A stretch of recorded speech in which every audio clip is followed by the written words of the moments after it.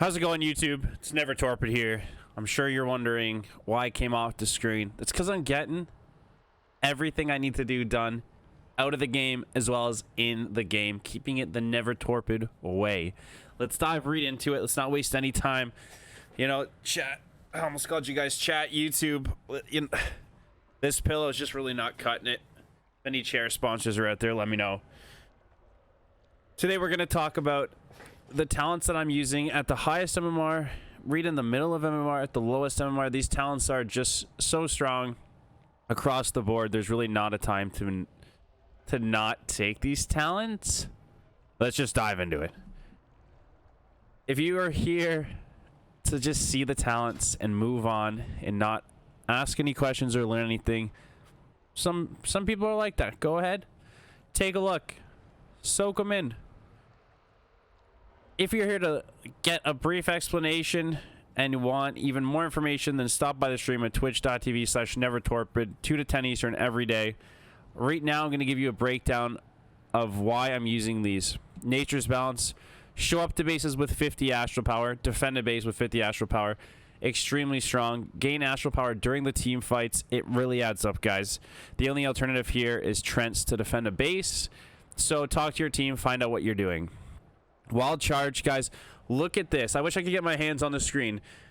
Grants a movement ability that varies by shape or form. Fly to an ally's position. Charge to an enemy. Leap behind an enemy. Bound backward. Leap forward. Increase swim speed. I don't know what Wild Charge can't do. 15 seconds. There's very little reason not to run this talent. Tiger's Dash can be okay. In the orb map, sometimes getting out to pick up the orb. EOT, sometimes peeling to a base, but Wild Charge in so many situations. Not only is it fun, but it's effective and extremely strong. Guardian Affinity, nothing to talk about here. Mass Entanglement or Bash. A lot of people are running Bash right now with the 1 minute cooldown Convoke. Mixed in with the Bash, they line up perfectly. You bash and then Convoke forces a trinket or does a lot of damage. Personally, I like Mass Entanglement. I love looking for 2-3 healers grouping up, maybe root beaming on top of a death. I don't know. I love Mass Entanglement for myself.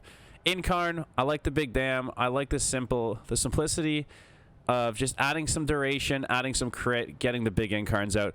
Twin Moons, actually maybe underrated by a lot of people. Boomy dots are super important to keep up, and with the spells going out, you save a lot of time with Twin Moons hitting 2 targets instead of just 1. Just think about it. It's getting dispelled. Instead of going tab, tab, tab, tab, you get 2, 2, 2. It's extremely fast. Dots are super important. Another dot type thing, Fury of Elune, generates Astral Power, helps you defend your bases when you're getting hit, and actually does a lot of damage. A Fury of Elune with your dots is actually an insane amount of pressure. Not only that, Fury has so much utility. The PvP talents, these are the 3 that I like to load into the RBG with. Swapping out really never Starburst right now, guys. If you don't know what Starburst does, hit Starfall. The stars start to fall, and you'll see 1 blue orb over here. Yeah, usually you get 2 to 3. Looks like I was unlucky or they're somewhere else. This orb, if the enemy team runs into it, it's like a landmine. They get shot up in the air. It's not on DR, and your teammates can pick it up. It starts to circle you. Oh, it's not circling me because I was a little slow. It starts to circle you. You can blink into someone. You see up here, the collapsing star is orbiting. I actually wish Starburst wasn't in the game because it's so strong and annoying. Unfortunately, it is in the game, which means you have to run it. The other 4 talents that I use, I love Alec and Adapt for getting fast clones or getting your Starfire procs to get into Eclipse faster. High Winds paired with that reduces their damage and healing by 30%. Insanely strong. 30% is a massive number. The other 2 I'd swap out is Moon Kinora. If you're the only Boomy, you have a lot of other casters though, you want to give that spell crit. And in an Arathi basin down at the mines, maybe you're in a 2v2 situation, taking some people on, or off carts and Solar Shard, I love Protector of the Grove. Personally, I like to use Protector of the Grove all the time, but I can't make a case for using it all the time. But if I could, I would. I love being able to off-heal my team. I find it so helpful. It's a 10k at minimum. A crazy strong way to top somebody if your healer's CC'd.